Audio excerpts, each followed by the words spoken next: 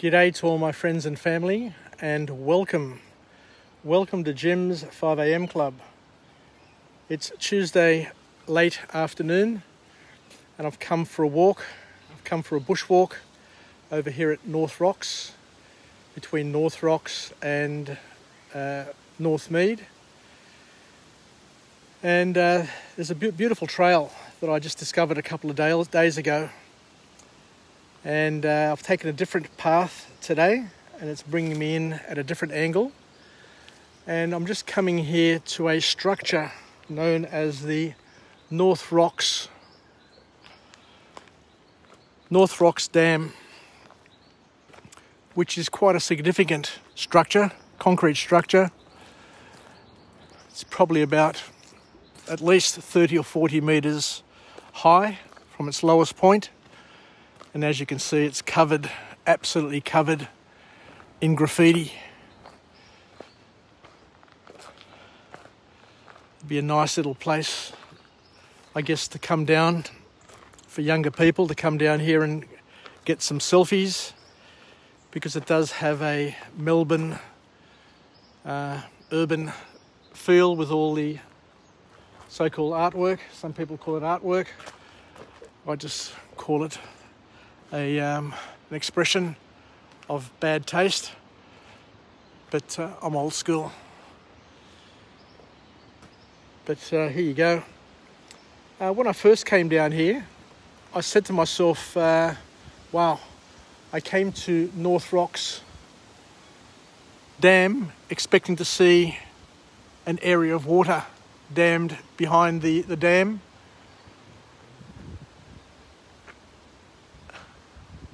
But what I found was just a trickle of water coming through from one end to the other end over here.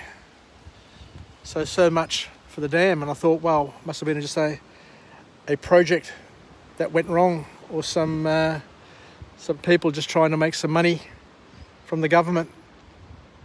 But I spoke to somebody earlier today, and he said that no, this is a fair income dam. And when it pelts down and the water comes from the other end, this dam here is designed to protect Parramatta and all the area downstream from here from getting flooded. So it's important to understand that this dam is here for a purpose, an infrastructure project. I don't know when it was built. But the fellow was saying that when it's raining, when you've got 3 or 4 days of constant rain, the water just pelts out of that tunnel. So that tunnel there is just full of water to the top, and it just pelts out here and just circulates and then enters the creek. And that way the flood waters, I guess, to a certain extent, are managed. So there you go. The other thing I wanted to talk about today is that it's been a dramatic week with a change of government. Last week we had Gladys Berejiklian as our Premier, and she resigned and stepped away from politics in order to, I guess, defend herself against some ICAC accusations. We don't know where that'll lead or what impact it will have. And it was very disappointing, because she was a very, very good Premier and very, very popular Premier. But I guess one thing that I've learnt over life is that, for every one good person who steps down and steps away, there's always at least one good person who can step into their shoes, that can step up. And we've got Dominic Perrottet today, voted in by his party as being the successor to Gladys Berejiklian. And he's a young fellow. He's 39, just 39 years of age, which is young but not too young. So he's got a bit of quite a few years of experience. And he was the New South Wales Treasurer, as was Gladys Berejiklian before she became Premier, as was Beazley, Mike Beazley, before he became, is it Beazley or Mike Baird? No, Mike Baird, sorry. Mike Baird before he became Premier. So being a numbers man, being a person who is involved with budgets and the finances of government is the career path to becoming a Premier. So it's very important to understand that. And Dominic is both, I guess, an accountant and a lawyer, so he has some pretty good skills, and hopefully those skills will allow him to express and to be a fantastic Premier going forward. So let's just keep on walking. So I guess that's the observation. That's my thought for today. That New South Wales is in good hands. It's in the hands of a young team, and what you're finding is that the people who are getting propelled into leadership are getting younger and younger, because Dominic Perrottet is the youngest Premier that we've ever had. So it just goes to show that it's not important in terms of how many years you've lived. It's all about the skills that you've developed and the experience that you've been able to generate. And Dominic Perrottet did say today that he has learnt a lot from Gladys, especially in the last year with the bushfires, or the last couple of years, with the bushfires, with the floods, with the pandemic. You know, the people in government have never, ever worked this hard than what they've worked over the past 5 years, for example. And that's the period in which Dominic Perrottet has been in his role. So I guess he's seen everything. And he's been under the Bunsen burner. So I guess to a certain extent, you know, if he can't handle it, given what he's been through and what he's been able to achieve, then nobody else can handle it. But there's always somebody.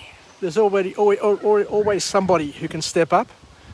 And I guess over the years in my career, I've seen many, many leaders displaced for various reasons. But lo and behold, there's always somebody as good, if not better, who is able to step up and step into their role. And if they step up and step into the role and they're not as good, then people figure it out and, you know, swap them out. Now, you can't be a second-rate leader and stay in a leadership position for too long, especially in Australia, where people speak up and people are on the ball, so you get found out very, very quickly. You can't bluff. You can't bullshit your way through leadership. You got to deliver and deliver again, and there are always going to be challenges thrust in your path. So I think I'll leave it there. We're very, very close. New South Wales is very, very close to hitting its 70% vax target. And over the next week, the economy, our lives will open up, where we'll have more freedoms, and hopefully we're getting on top of this Delta virus.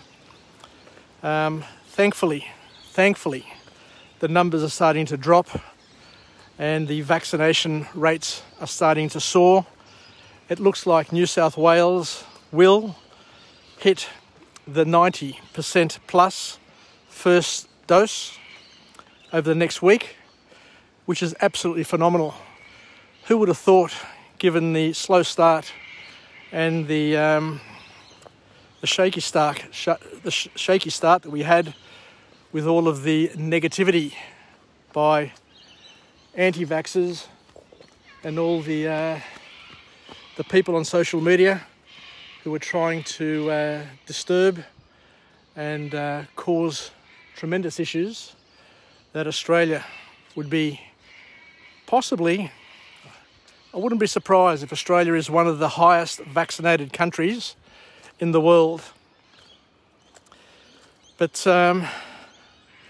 we've learnt a lot. We've learned a lot about social media. We've learned a lot about how damaging social media can be in the wrong hands. We've got activists spreading misinformation, disinformation, and claiming to be authorities on things that they've got absolutely no authority to hold themselves out as being an authority in. And to their credit, Gladys Berejiklian and her administration have stayed united and have got us to where we are today. Anyway, so thank you very much once again for joining me on this episode of Jim's 5am Club. I look forward to coming to you again from a different location with a different message, a message of empowerment, where we can go on a walk and talk together. We can use this time to vicariously enjoy the fruits of this wonderful country that we live in. Because as I said, Australia, Sydney, New South Wales is absolutely world class. There are so many things you can do. But had it not been for lockdown, had it not been for the pandemic, I would not have discovered these walking trails. It's only because I've been locked down and had to stay within my LGA that I've had to adapt and be creative and try and find something to do with what I've got. And I'm thankful, just like most people are, thankful that we didn't waste this time sitting at home moping and complaining, but rather we identified and learned other ways of living and expressing ourselves to make the most of what we have. So Yassas, take care, and I look forward to coming to you again, hopefully tomorrow morning as I go to work. I may be fortunate enough to get off the train at Central and do a vlog first thing in the morning. Wait and see what time I get up and how the buses are travelling. But we'll chat again. Yassas, take care, and bye for now.